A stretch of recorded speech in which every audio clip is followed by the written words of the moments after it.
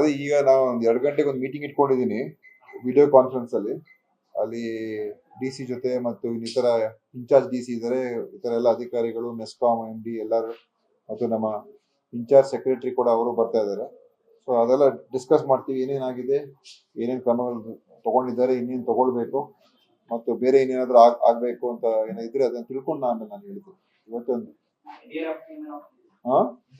NDRF team, SDRF, NDRF ಅವರು ಅವ್ರದೇ ಆದಂತ ವಿಶೇಷ ಒಂದು ಟೀಮ್ ಇರ್ತದೆ. ಎಮರ್ಜೆನ್ಸಿಗಳಿಗೆಲ್ಲ ಅವ್ರನ್ನೆಲ್ಲ ಯಾವಾಗಲೂ ಯೂಸ್ ಮಾಡ್ತಾರೆ. ಸೊ ಅವರು ಇರ್ತಾರೆ. ಆಮೇಲೆ NDRF, SDRF ಗೈಡ್ಲೈನ್ಸ್ ಪ್ರಕಾರ ಏನೇನ್ ಮಾಡ್ಬೇಕು ಅದನ್ನು ಕೂಡ ಮಾಡ್ತಾರೆ. ಅದು ಇವತ್ತು ರಿವ್ಯೂ ಆದ್ಮೇಲೆ ನಾನು ಮತ್ತೆ ತಿಳಿಸ್ತೀನಿ. 2 ಗಂಟೆ ರಿವ್ಯೂ ಇಟ್ಕೊಂಡಿದ್ದೀನಿ.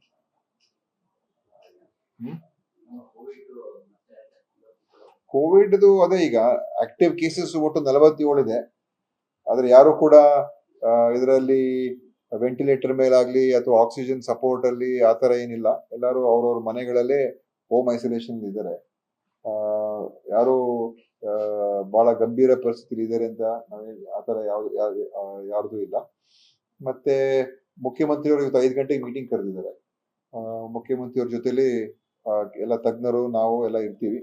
ವೈದ್ಯಕೀಯ ಶಿಕ್ಷಣ ಇಲಾಖೆಯವ್ರನ್ನು ಕೂಡ ಕರೆಸ್ತಾ ಇದ್ದೀವಿ. ಒಟ್ಟಾರೆ ಕೂತ್ಕೊಂಡು ಮುಂದಿನ ಏನಿದೆ ಇವತ್ತಿನ ಪರಿಸ್ಥಿತಿ, ಮುಂದೆ ಇನ್ನೇನೇನ್ ಮಾಡ್ಕೋಬೇಕು ಅದ್ರ ಬಗ್ಗೆ ಚರ್ಚೆ ಮಾಡ್ತೀವಿ. ಇವತ್ತು 5 ಗಂಟೆಗೆ ಸಭೆ ಇದೆ.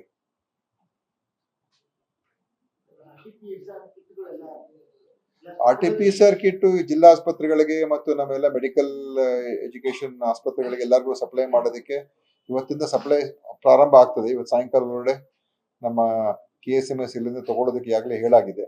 ಸೊ ಇವತ್ತು ನಾಳೆಯಲ್ಲಿ ಎಲ್ಲ ನಮ್ಮ ಡಿಸ್ಟ್ರಿಕ್ಟ್ ಹಾಸ್ಪಿಟಲ್ಸ್ಗೆ, ಮೆಡಿಕಲ್ ಕಾಲೇಜ್ ಹಾಸ್ಪಿಟಲ್ಸ್ಗೆ ಎಲ್ಲ RT-PCR ಕಿಟ್ಸ್ ರವಾನೆ ಆಗ್ತದೆ. ಸೊ ಟೆಸ್ಟಿಂಗ್ ಮಾಡ್ಕೊಳ್ಳೋದಕ್ಕೆ ಅಲ್ಲಿ ಅಗತ್ಯ ಇದ್ದಂತ ಸಂದರ್ಭದಲ್ಲಿ ಮಾತ್ರ ಟೆಸ್ಟ್ ಮಾಡಬೇಕು. ವಿನಾಕಾರಣ ಟೆಸ್ಟ್ ಮಾಡ್ತಕ್ಕಂಥದ್ದು ಏನಿಲ್ಲ. ಸಾರ್ವಜನಿಕವಾಗಿ ಎಂದು ಯಾವುದೇ ರೀತಿಯ ಟೆಸ್ಟಿಂಗ್ ಏನ್ ಪ್ರಾರಂಭ ಮಾಡ್ತಾ ಇಲ್ಲ.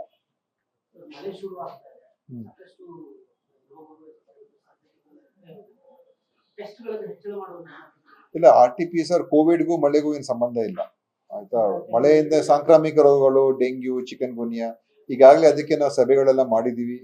ರಾಜ್ಯಾದ್ಯಂತ ಎಲ್ಲ ಕಡೆ ಪ್ರತಿ ಜಿಲ್ಲೆಯಲ್ಲೂ ಸಭೆಗಳಾಗಿದೆ. ಬೆಂಗಳೂರಿನಲ್ಲೂ ಕೂಡ, ಯಾಕಂದ್ರೆ ಬೆಂಗಳೂರಲ್ಲೇ 50% ಡೆಂಗಿ ಕೇಸಸ್ ಸಾಮಾನ್ಯವಾಗಿ ಬೆಂಗಳೂರಲ್ಲೇ ಬರುವಂತದ್ದು. ಇಲ್ಲೇ ಮೊನ್ನೆ ನಾವು ಎಲ್ಲ ನಮ್ಮ ವಾಲಂಟಿಯರ್ಸ್ ಸುಮಾರು 700 ಹೆಚ್ಚಿನ ಒಂದು ಸ್ವಯಂ ಸೇವಕರನ್ನ ನಾವು ತಗೊಂಡಿದ್ದೀವಿ.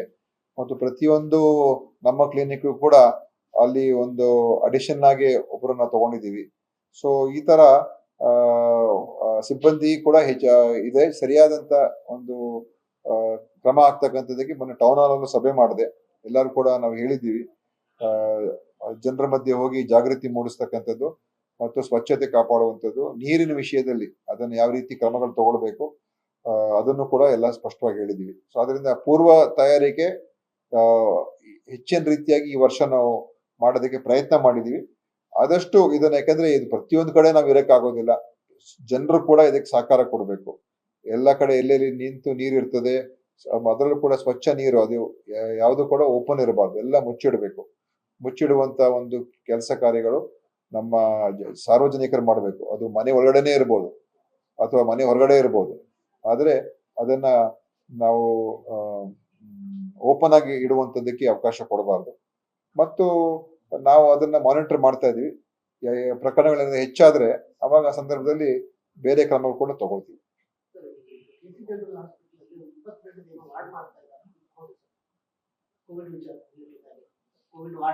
ಅಂದ್ರೆ ಪೂರ್ವ ತಯಾರಿಕೆ ಎಲ್ಲ ಕಡೆ ನೀವು ಏನಾದ್ರೂ ಹೆಚ್ಚಾದ್ರೆ ಇರುವಂತ ವಾರ್ಡ್ಗಳೇ ಈಗಾಗಲೇ ಇದೆ.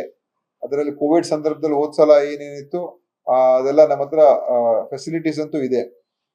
ಅದರಿಂದ ಆ ಸಂದರ್ಭ ಬಂದಾಗ ಉಪಯೋಗ ಮಾಡೋದಕ್ಕೆ ಅವರವರೇ ಆಸ್ಪತ್ರೆಗಳಲ್ಲಿ ತಯಾರಿಕೆಗಳು ಮಾಡ್ಕೊಳ್ತಾ ಇರ್ತಾರೆ.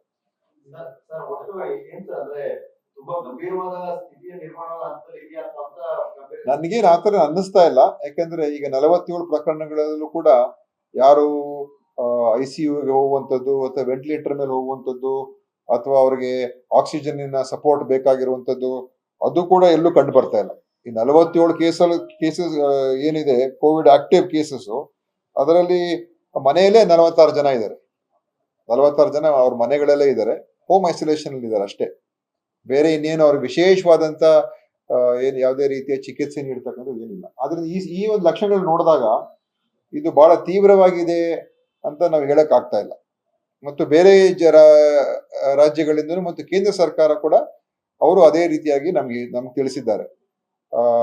ಆ ಕಾರಣದಿಂದ ನಾವು ಆತಂಕ ಪಡಬೇಕಾಗಿಲ್ಲ. ಆದ್ರೆ ಅದರ ಅರ್ಥ ನಾವು ಆತಂಕ ಪಡಬೇಕಾಗಿಲ್ಲ ಅಂತ ತಿಳ್ಕೊಂಡು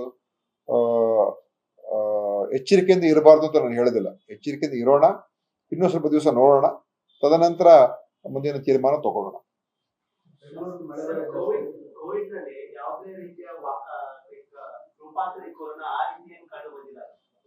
ಆ ತರ ಒಂದು ಬಹಳ ಗಂಭೀರ ಸ್ವರೂಪಕ್ಕೆ ಒಂದು ರೂಪಾಂತರ ಆಗಿದೆ ಅಂತ ಹೇಳಕ್ಕಾಗಲ್ಲ. ಸ್ವಲ್ಪ ಮೈನರ್ ವೇರಿಯೇಷನ್ ಇದೆ ಅಂತ ಹೇಳ್ತಾ ಇದ್ದಾರೆ.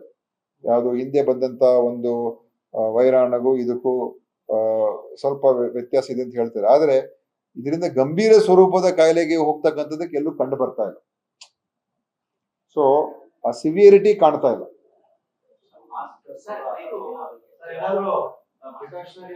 ಪ್ರಿಕಾಷನರಿ ನಾನು ಮೊನ್ನೆ ಹೇಳಿದ್ದೆ ಅಷ್ಟೇನೆ, ಇನ್ನೇ ಅಂದ್ರೆ ಬದಲಾವಣೆ ಏನಿಲ್ಲ. ಮುಂದೆ ಇವತ್ತು ಹೇಗೋ CM ಅವ್ರ ಜೊತೆ ಮೀಟಿಂಗ್ ಇದೆ. ಮೀಟಿಂಗ್ ನಂತರ ಎಲ್ಲರೂ ಕೂಡ ಮತ್ತೆ ಚರ್ಚೆ ಮಾಡ್ತೀವಿ. ಅಲ್ಲಿ ಎಕ್ಸ್ಪರ್ಟ್ಸ್ ಕೂಡ ಕರ್ಸಿದೀವಿ.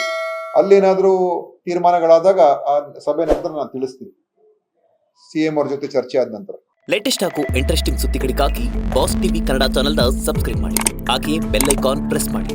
ಇದರ ಜೊತೆಗೆ ಫೇಸ್ಬುಕ್, ಇನ್ಸ್ಟಾಗ್ರಾಮ್, ಎಕ್ಸ್ ನಲ್ಲೂ ಮಿಸ್ ಮಾಡದೆ ಫಾಲೋ ಮಾಡಿ.